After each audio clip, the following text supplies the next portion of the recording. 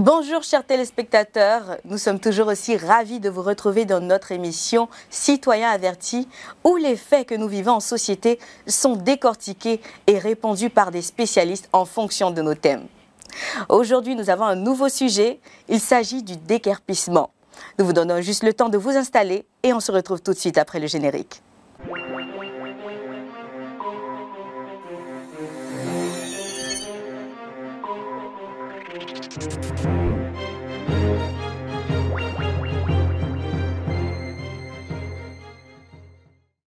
Pour notre sujet du jour, nous sommes avec notre juriste, M. Franck Aoussi, juriste spécialisé en protection des données à caractère personnel. Comment allez-vous? Je vais très bien, merci de me recevoir sur ce plateau. Nous sommes aussi ravis également de vous recevoir. Juste avant de répondre à toutes les questions, nous avons effectué un micro-trottoir pour voir si la population a un avis par rapport à la question du jour. Et on revient tout de suite après le micro-trottoir. Bonjour monsieur, présentez-vous s'il vous plaît. Bonjour madame, moi c'est monsieur Kwame. D'accord, monsieur Kwame, pour vous que signifie le déguerpissement? Le déguerpissement, à mon avis, c'est le déplacement des personnes d'un lieu A à un lieu B. Et le déguerpissement, avant que cela se fasse, il faut d'abord prévenir la personne d'un délai qui peut permettre à la personne de trouver un toit où il peut rester. Mais on ne peut pas venir tout d'un coup donner au moins une semaine ou bien quelques jours à une personne pour dire non, tu dois quitter ce lieu parce qu'on doit utiliser ce terrain. C'est pas joli à voir, ce n'est pas humain.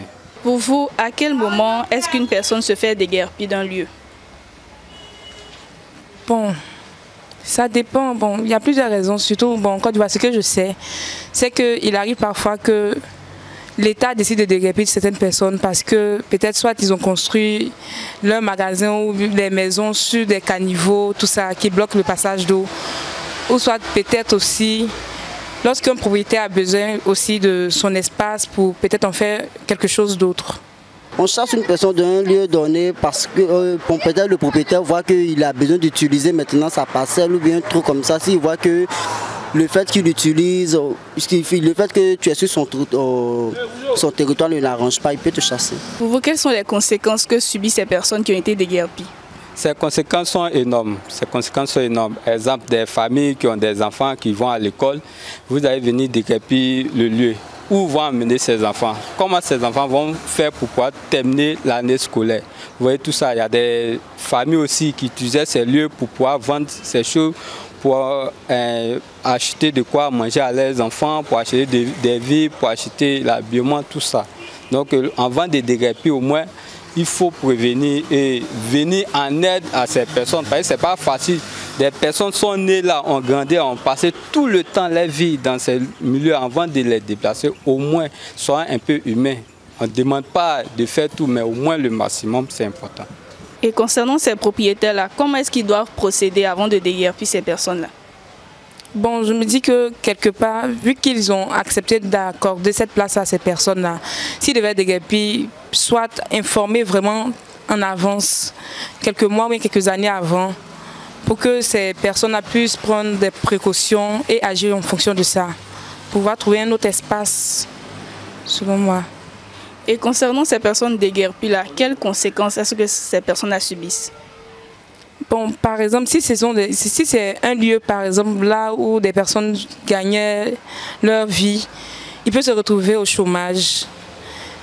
Parfois même, ça peut créer aussi, ça peut envoyer les enfants de ces personnes aussi à être des enfants de rue, mais aussi à être des voleurs aussi, des drogués, tout ça, parce qu'il n'y a plus de revenus. Ça devient chacun pour soi, en quelque sorte, et ça crée vraiment beaucoup de choses, des vols par-ci, par-là, et ça entraîne même l'insécurité dans la ville. Bon, pour moi, c'est un peu ça.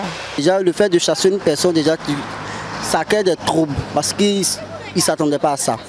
Oui, ça permet maintenant aux jeux. Voilà pourquoi on voit des personnes au jeu, on dit les SDF, ça veut dire qu'ils n'ont même pas son domicile fixe. Voilà, tu as chassé quelqu'un, tu n'as pas pensé même aux conséquences, tu l'as chassé. Voilà pourquoi il y a des personnes qui traînent dans les rues, ils n'ont aucun endroit où dormir. On voit les enfants maintenant, ils sont obligés d'agresser pour se nourrir. Ce n'est pas de leur faute, c'est parce qu'ils n'ont aucun endroit où vivre.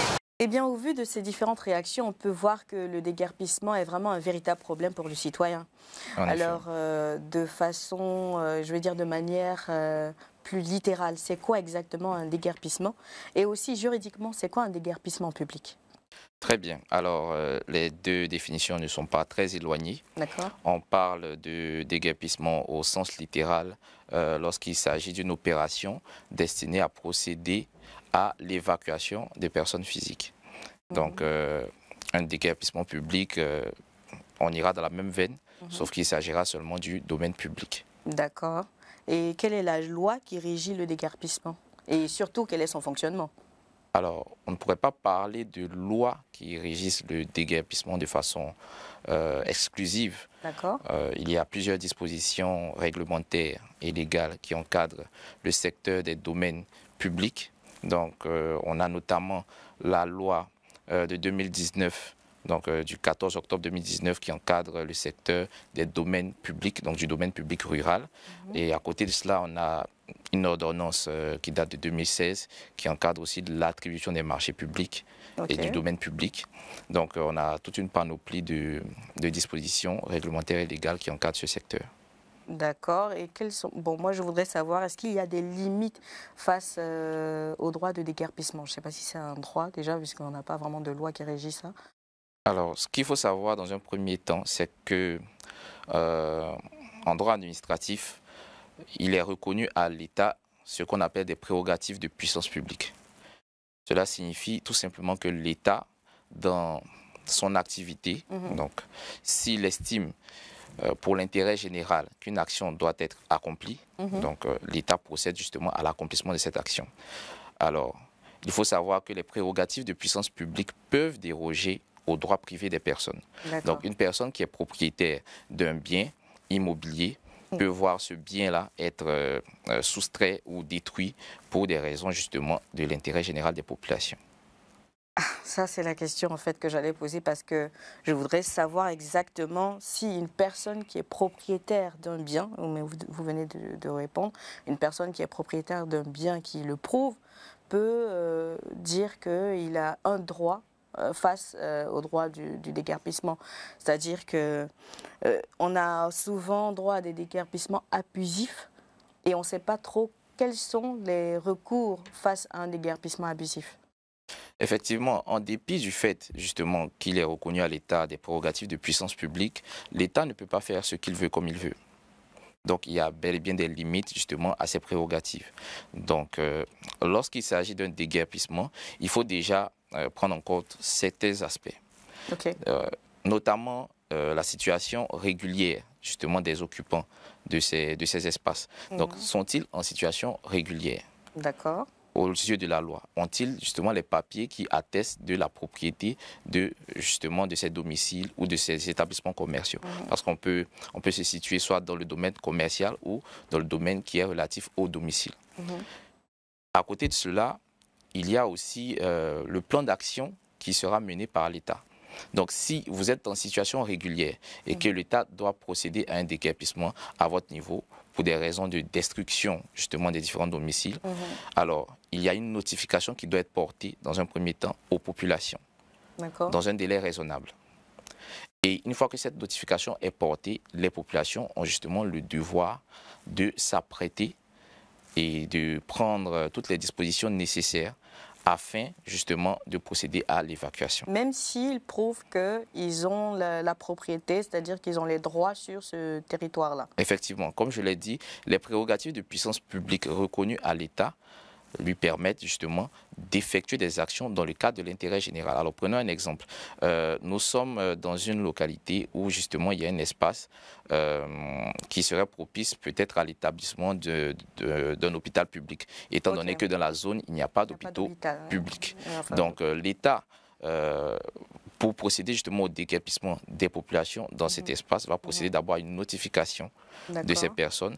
Par la suite, l'État sera amené à effectuer un plan de relocalisation de ces personnes parce que ces personnes sont dûment habilitées à être présentes sur ces territoires. Donc l'État ne va pas se contenter simplement de délocaliser ces personnes, bon, enfin on va dire de déguerpir ces personnes, de faire déguerpir ces personnes, il faudra que l'État puisse s'assurer qu'il y ait un plan de relocalisation qui soit mis en place afin de permettre à ces personnes, justement, une fois ayant été déguerpies, de pouvoir se resituer et se relocaliser. Donc là, je pense que ça fait partie de la procédure de déguerpissement. Est-ce qu'on peut avoir plus de détails par rapport à la procédure de déguerpissement?